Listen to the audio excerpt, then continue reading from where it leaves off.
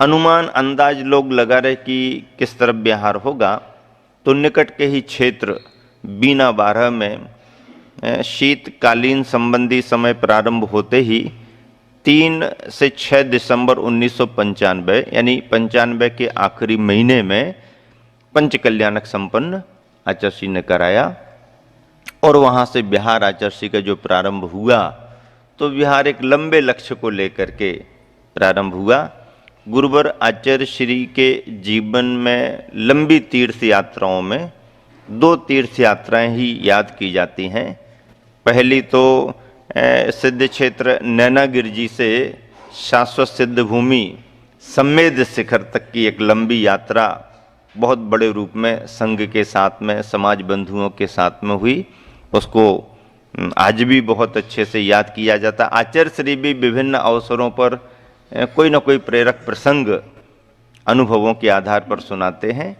और दूसरा लंबी यात्रा का प्रसंग ये बन गया, आचार्य श्री गिरनार जी यात्रा के निमित्त से आगे बढ़े। नेमिनाथ भगवान की निर्वाण स्थली गिरनार सिद्ध क्षेत्र गुजरात प्रांत लक्ष्य लेकर के चले, ऐसा कोई डिक्लेयर नहीं किया, लेकिन एक भाव बना करके आचार्य श्री का बिहार प्रारंभ हुआ। और बीना 12 से विभिन्न ग्रामांतरों से होते हुए बरेली, बाड़ी बरेली से फिर इटारसी, होशंगाबाद होकर के सबसे पहले आचार्य श्री नेमावर क्षेत्र पर विराजमान हुए। नेमावर क्षेत्र के बारे में आचार्य श्री ने पहले से सुन रखा था। समाज बंधुओं ने बहुत अच्छे से परिचय क्षेत्र का दिया। उनकी अपनी भावनाएं थीं, वहाँ उस स्थान का विकास करना चाह रहे थे।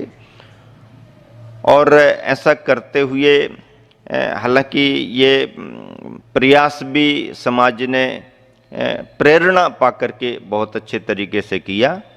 खाते गांव में जो चातुर्मास हुआ, आरिका संघ का एक चातुर्मास, प्रशांतमती, पूर्णमती आदि आरिकाओं को लेकर के, तो खाते गांव में एक धर्म प्रभावना का वातावरण बना। और निकट ही नर्मदा नदी के किनारे स्थान है। लोगों में जन श्रुति है कि ये जैनों का क्षेत्र है, था पहले, कुछ अवशेष मिलते हैं, सिद्ध क्षेत्र की मान्यता है। आरिकाओं ने प्रयास किया, समाज को प्रेरित किया और खाते गांव की समाज आचार्य श्री के पास में आती जाती रही। ये क्रम पहले से ही बना हुआ था।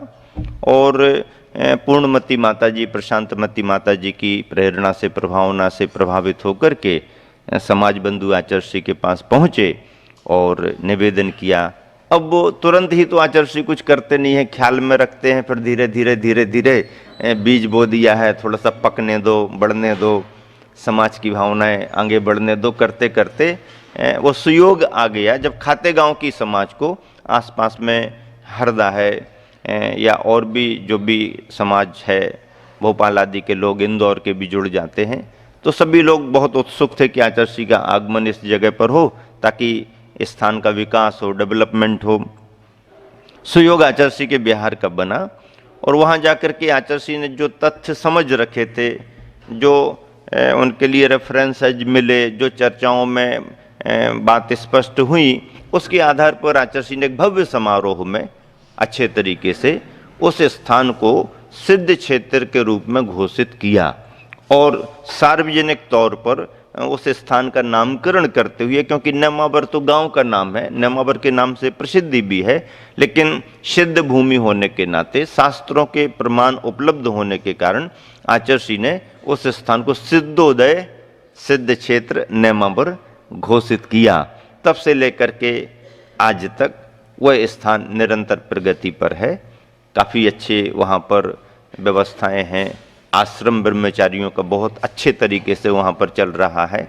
आचार्य श्री लगभग अभी वृद्धावस्था को प्राप्त या साधना की रुचि रखने वाले जो भी साधक हैं, उन सभी को लगभग अभी अपने निर्देशों में नेमावर भेज रहे हैं और वहाँ पर 24 निर्माण आदि के कार्य चल रहे हैं। तो नेमावर में उस समय बहुत बड़ी प्रभावना हुई और आचार्य श्री के माध्यम से, कार्यक्रमों से उस क्षेत्र की जानकारी सभी को अच्छे तरीके से मिली।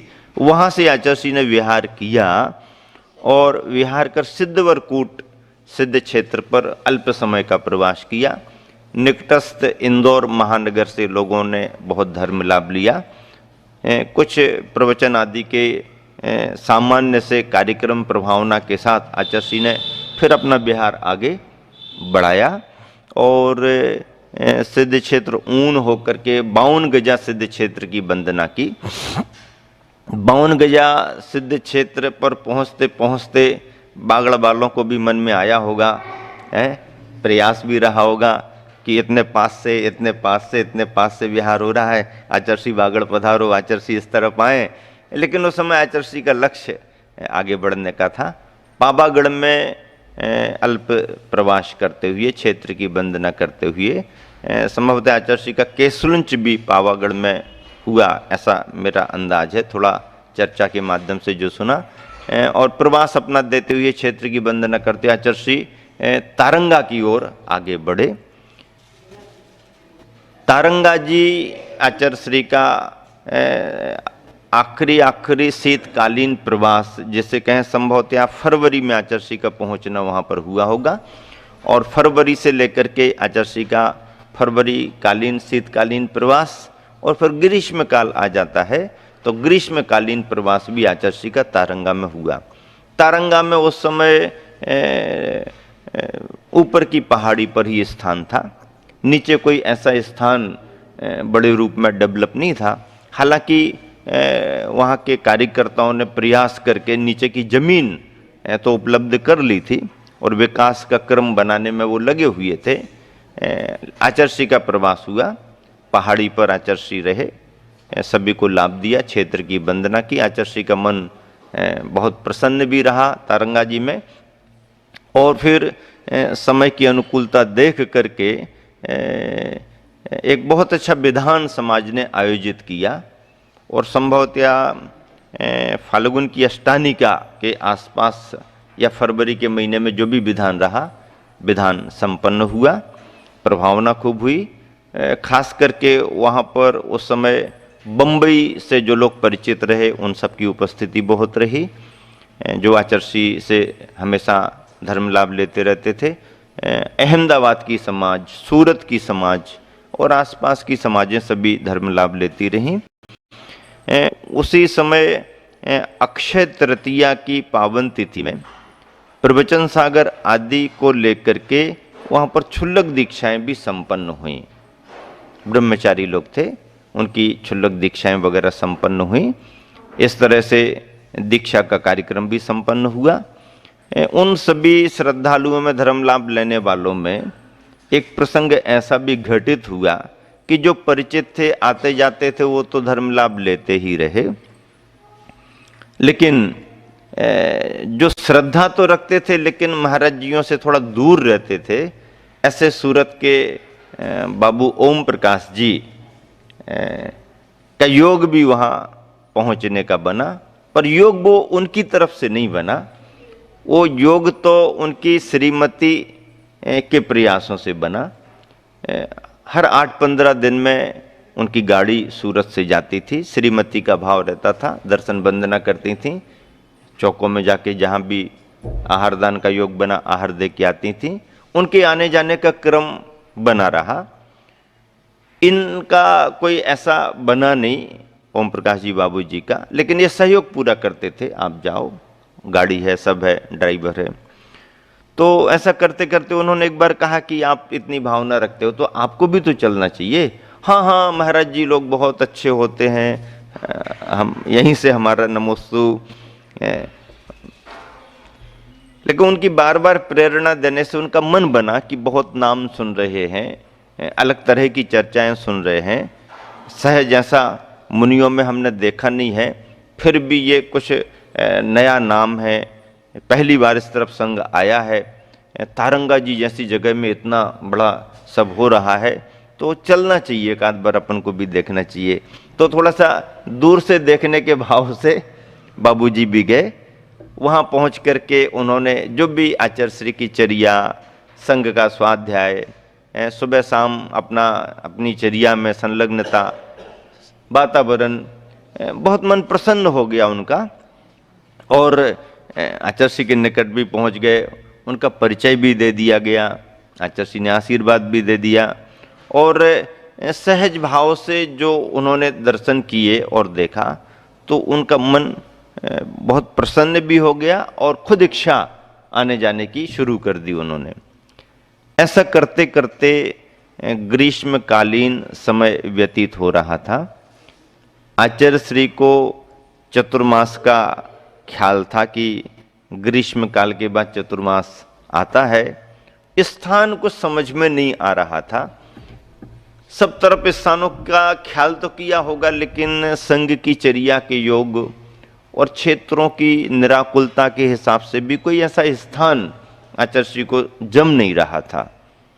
और ऐसा कहा जाता है, जो लोग बताते कि उसमें आचार्य बड़े असमंजस में थे कि ये गर्मी तो निकल गई, अब चतुर्मास कहाँ हो।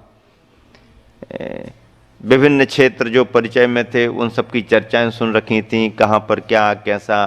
पावागढ़ में आचार्य का बहुत ज़्यादा मन लगा नहीं, क्योंकि पहाड़ी पर कुछ ऐसा प्रशस्तता का वातावरण दिखा नहीं, नीचे भी धर्मशाला में उतना कुछ ऐसा दिखा नहीं, लगा नहीं, तो ये स्थान भी नहीं जमा। गिरनार जी के बारे में आचार्य ने सोचा भी, लेकिन वहाँ की परिस्थितियाँ और वहाँ की व्यवस्थाएं जो समाज से जानकारियों में मिली, तो आचार्य का चतुर्मास जैसे इतने बड़े लक्ष्य को लेकर मन संतुष्ट नहीं हुआ होगा। और भी आसपास के स्थान ऐसे कुछ उपयुक्त लगे नहीं, महानगरों के बारे में आचार्य सोचते भी नहीं। तो ऐसी मनस्थिति में चर्चाओं के माध्यम से बाबूजी को मालूम चल गया था कि आचार्य चतुर्मास करने के भाव से कुछ विचार कर रहे हैं। तो आने जाने में बाबूजी ने एक दिन निवेदन कर दिया, गुरुदेव हमारा अपना व्यक्तिगत निवेदन है कि आपका चतुर्मास इस बार गुजरात में ही होना चाहिए, क्योंकि आचार्य के स्वभाव को जानते थे, कहीं ऐसा ना हो कि निकल जाए तो पूरा गुजरात ही खाली रह जाए। गुरुदेव आप जहाँ चाहें वहाँ करें, लेकिन गुजरात में ही करें, ऐसा पहला निवेदन है। और यदि आपको अनुकूलता बनती है तो एक महुआ क्षेत्र है सूरत के पास में, आप उसकी वंदना कर लें और चतुर्मास के योग्य स्थान आपको लगे तो करें। कमेटी तो जो करेगी करेगी, मैं स्वयं इस भाव से आपके लिए निवेदन कर रहा हूं कि जहां कहीं भी आप चतुर्मास करेंगे, पूरे चतुर्मास की जवाबदारी और सेवा का कार्य हम करने को तैयार रहेंगे। इतना बड़ा निवेदन एक ही व्यक्ति कर दे तो कुछ विचार तो आता है। ठीक है, तुम सेवा करने को तैयार हो जाओ, तुम अपनी जवाबदारी से सब व्यवस्था बना दो, लेकिन स्थान तो मिले ना। आचार्य और संघ तो पहले ये सोचता भाई स्थान तो समझ में आए, बाकी तो फिर सभी कोई ना कोई करने वाले मिल ही जाते हैं, करते ही हैं। ऐसा विचार चलता रहा, लेकिन आचार्य का मन इसी रूप में बना कि ठीक है, अब तारंगा तो चतुर्मास होने की स्थिति इसलिए नहीं बनी क्योंकि ग्रीष्मकाल शीतकाल के समय से हो गया था, और फिर इतना बड़ा कोई स्थान भी नहीं था पहाड़ी पर कि मतलब पूरा संघ रुके और इतना प्रबंध हो सके। नीचे नवोदित रूप में जगह थी और शिलान्यास आदि कुछ कार्य हुए भी। कमेटियों ने विस्तार करने के लिए, क्षेत्र का डेवलपमेंट करने के लिए वहाँ पर सब प्रबंध किया। आचार्य के सानिध्य का लाभ लिया, लोगों ने अपनी उदारता का परिचय भी दिया, पर चतुर्मास के योग्य तो अभी जगह नहीं है ना, तो आचार्य ने बिहार किया। बिहार करते करते आचार्य महुआ जी विराजमान हुए। सूरत वालों ने बहुत प्रयास भी किया कि महुआ के नाम पर तो आचार्य को लाए हैं इस तरफ, सूरत ही चलें तो और अच्छा रहेगा, सूरत ही चलें तो और अच्छा रहेगा, लेकिन आचार्य सूरत नहीं गए, महुआ जी में विराजमान हुए। पहले दिन ही भगवान की वंदना करके और प्राकृतिक वातावरण, नदी का किनारा देख करके, और बरसात के समय में हरियाली हरा भरापन आ ही जाता है, जहाँ भगवान की मनोज्ञ प्रतिमा मूल नायक पारसनाथ भगवान के दर्शन किए, तो आचार्य जी कहते हैं कि दर्शन किए तो फिर मैंने कुछ देखा ही नहीं, किसी से कुछ पूछा ही नहीं, और चातुर्मास करने का मन बना लिया। बाबू ओम प्रकाश जी ने पूरी तत्परता से, पूरे समर्पण के साथ जो प्रबंध किया अपने साथियों को लेकर के, कमलेश गांधी उनके जो एक विशेष रूप से विश्वसनीय कार्यकर्ताओं में थे, उनको लेकर के, और भी जो भी उनकी टीम थी अपनी सूरत की, उसको लेकर के उन्होंने जो प्रबंध किया महुआ जी में चतुर्मास का, लोग आज भी याद करते हैं। जो भी वहां जाकर के रहे हों, देखा हो, लोग आज भी याद करते हैं। क्या सामान्य आदमी, क्या विशेष आदमी, क्या त्यागी वृत्ति, जरा सी राई रत्ती भर किसी को कमी महसूस नहीं हो सकती। हम लोगों का प्रवास जब उस तरफ हुआ तो लोगों ने बताया कि जैसे ही आचार्य श्री का बिहार इस तरफ को शुरू हुआ, बाबूजी ने पूरे गांव में जितने खाली मकान, खाली जगह मिल सकती हैं, सारी बुक कर ली। क्या चाहिए आपको बाद में बात करेंगे, लेकिन ये जगह हमको चाहिए। जब तक हमारे गुरुदेव रहेंगे तब तक के लिए जगह हमको चाहिए। क्या चाहिए वो आप जो बताओगे वो मिलेगा, लेकिन अभी हमको जगह चाहिए। ऐसी जगह पूरी ले ली। वहां पर साधन बहुत सीमित थे, क्योंकि कभी ऐसा कोई बड़ा संघ आया नहीं, क्षेत्र पर इतने प्रबंध नहीं थे। बाबूजी को स्वयं मालूम था कि क्षेत्र पर कोई व्यवस्था नहीं है, पर उन्होंने अपने तय सूरत नगर से लेकर के जो अच्छे से अच्छा प्रबंध कर सकते, चौके वालों को समझ लीजिए कि बर्तनों से लेकर के, गैस सिलेंडर से लेकर के, और आवश्यक शुद्ध सामग्रियों के उपलब्ध कराने से लेकर के, जो भी आवश्यकता है, क्योंकि गांव छोटा है, आना जाना कहाँ होगा, यहीं कहीं उपलब्ध कराना, और हर चीज के काउंटर जैसे बना दिए कि किस त्यागी वृत्ति को, किस चौके वाले को क्या चाहिए है, खुद आकर के अपना अपना, किसी से कुछ पूछना नहीं, कुछ करना नहीं। इतने उदारता से बड़े प्रबंध के साथ उन्होंने खुद व्यक्तिगत अपने परिवार के जवाबदारी से, कोई कमेटी नहीं, कोई समाज से नहीं, आप तो केवल आकर के धर्म लाभ लो। मैं समझता हूं आचार्य श्री के चतुर्मास तो बहुत हुए, पर आचार्य श्री के चतुर्मासों में ऐसा एक परिवार, ऐसा एक व्यक्ति आगे आया और पूरे चतुर्मास में आने वाले यात्रियों को इतनी सुविधा और व्यवस्था देकर के स्वयं बहुत संतुष्ट रहा हो, ये मेरे ख्याल से एक पहला ही उदाहरण है। और इस तरह से उन्होंने पूरे चतुर्मास में अच्छे से अच्छी व्यवस्थाएं देकर के धर्म प्रभावना का कार्य कराया। आचार्य श्री ने भी बहुत अच्छे तरीके से स्वाध्याय वगैरह किया। पूज्यपाद स्वामी विरचित जो संस्कृत की भक्तियां हैं,